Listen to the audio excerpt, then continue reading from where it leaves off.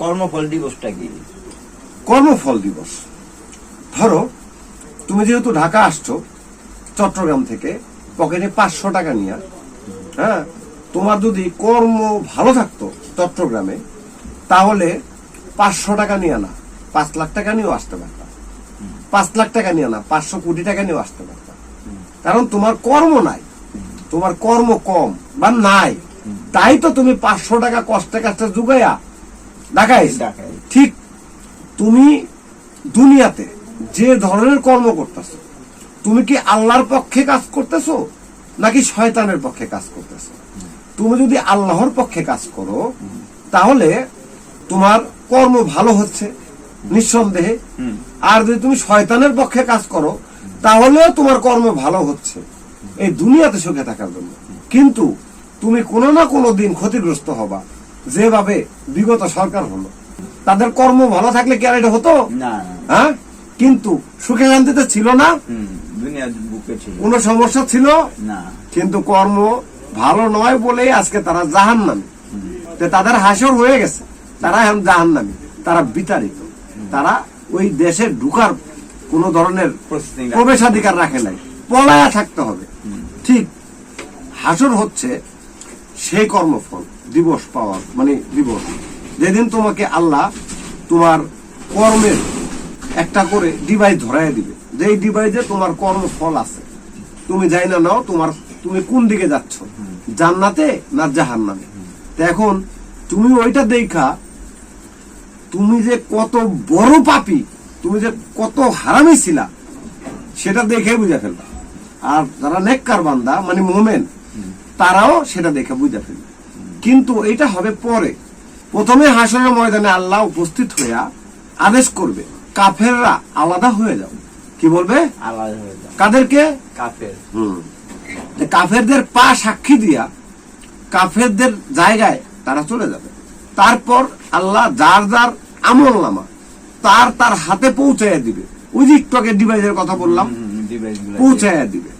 তারপর তাদের ডিভাইস দেখা, তারা তাদের নিজের কর্ম দেখা, যখন থেকে সে বুঝদান তার বুঝ হয়েছে, তখন থেকে মৃত্যু পর্যন্ত তার কর্ম সে দেখবে সরাসরি।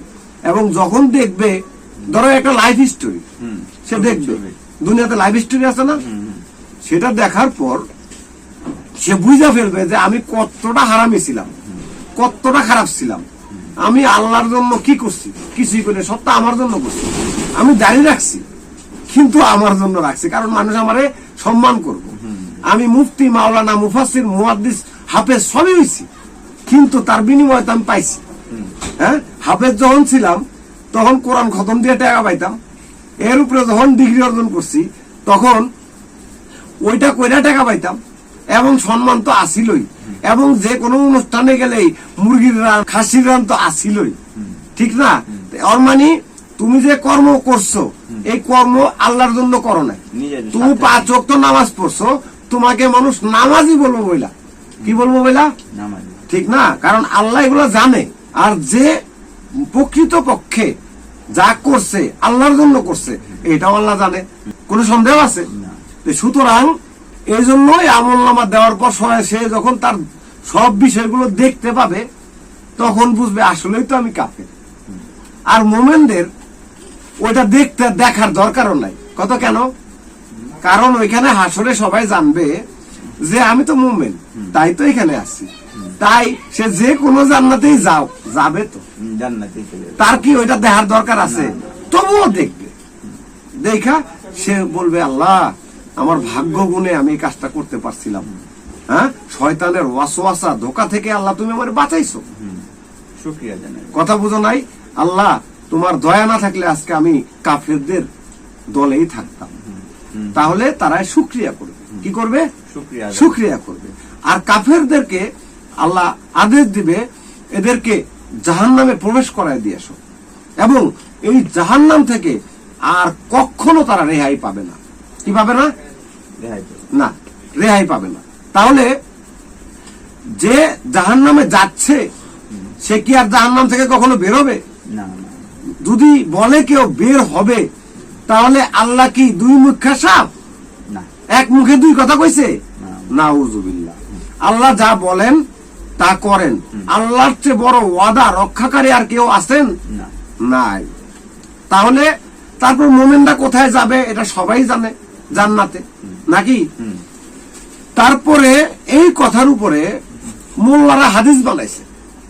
হাদিস বলে যে কাফেররা যখন জাহান্নামে যাবে তখন বহুদিন জাহান্নামে থাকার পর কাফেররা প্রশ্ন তুলবে, এই তুই না আল্লাহ আল্লাহ করতি, আল্লাহ নামাজ পড়তি, আল্লাহর হুকুম রোজা রাখতি, হ্যাঁ কলেমাও পড়ছস অনেকবার, তাহলে তোর অবস্থা আজকে আমগো মতো কে, জাহান্নামে কে?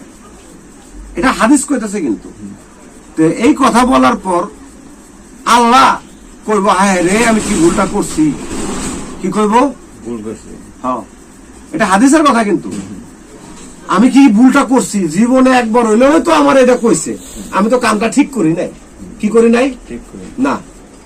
তাইলে বাবা ওরে জলদি জাহান্নামের তে বাই কর, বাই কইরা আগে ওরে ঠিকঠাক কর, হ্যাঁ আল্লাহ চুবাই কর আর এমনি কর, সোনোপাল ঠিকঠাক কইরা জান্নাতে ঢুকাই দিয়া। যদি আল্লাহ এটা করে তাহলে আমার বক্তব্য হচ্ছে আল্লাহ দুই মুখা সাপ, যদিও নাউজুবিল্লাহ, কিন্তু আল্লাহ যা বলেন তাই করেন, এতে কোনো সন্দেহ নাই।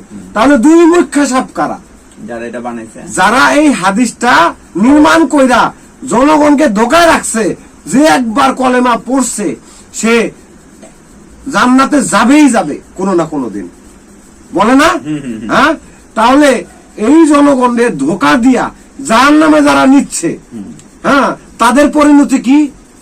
এই পরিণতি বলতেছি, তাদেরকে যখন জাহান্নামে নিয়ে যাবে, ওই যে ধর্ম ব্যবসায়ীর কথায় সে জাহান্নামী হয়েছে তার এসে দেখবে জাহান্নামে যাওয়ার পথে, দেখেই কেন্দ্র শুরু করবে, শালা হ্যাঁ বললে আজকে আমি জাহান্নামের সিরিয়ালে। ভালো বুদ্ধি দিতে হ্যাঁ, তুই যদি বলতি যে হ্যাঁ এটা ঠিক, এটা সত্য ছিল, আমি আসলে ভেজাল করছি, তাহলে তার আমি ভেজালে পড়ি না।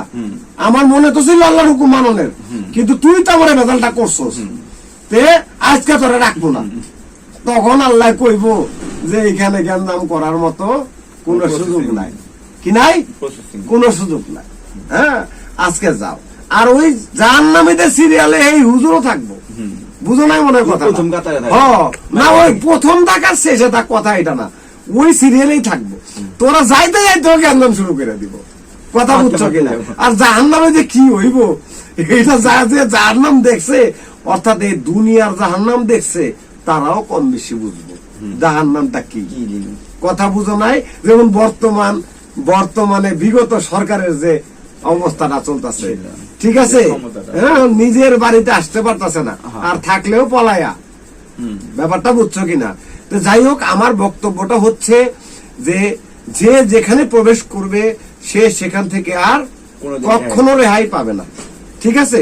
আর জান্নাতি যারা, তারা মোমেন বান্দা, হ্যাঁ তাদের ফ্যাসিলিটি থাকতে পারে, কিন্তু যারা জাহান্নামী তারা তো কাফের, তাদেরকে যদি আল্লাহ ফ্যাসিলিটি দেয় তাহলে মোমেনদের সাথেও বিশ্বাসঘাতকতা হইব, কথা বুঝছো কিনা? কারণ মোমেনরা এই দুনিয়াতে ভালো কিছু না খায়া, ভালো একটা কাপড় না পইরা, শুধুমাত্র জনগণের জন্য হ্যাঁ হাসছে, কাজ করছে, এবং সুখ শান্তি কখনো দেখে নাই, এবং দান করছে আল্লাহকে জয়ী করার জন্য, এবং শেষ মুহূর্ত পর্যন্ত শহীদ হয়েছে আল্লাহর জন্য, ঠিক আছে?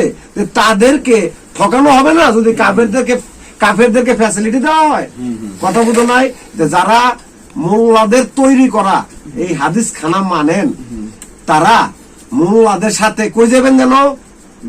জাহান্নামে। আমি এতক্ষণ যারে বুঝাইছি, আমার পিছনে যে ক্যামেরা করতেছে সেও আছে, অবশ্যই তারা বিষয়টা বুঝছে।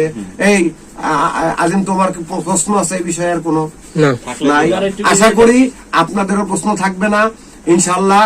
আমার এই ভিডিও দেখে যদি কারো আমার সম্পর্কে বাজে মন্তব্য থাকে তাহলে অবশ্যই হাহা দিবেন এবং কমেন্টস করবেন। আল্লাহ হাফেজ।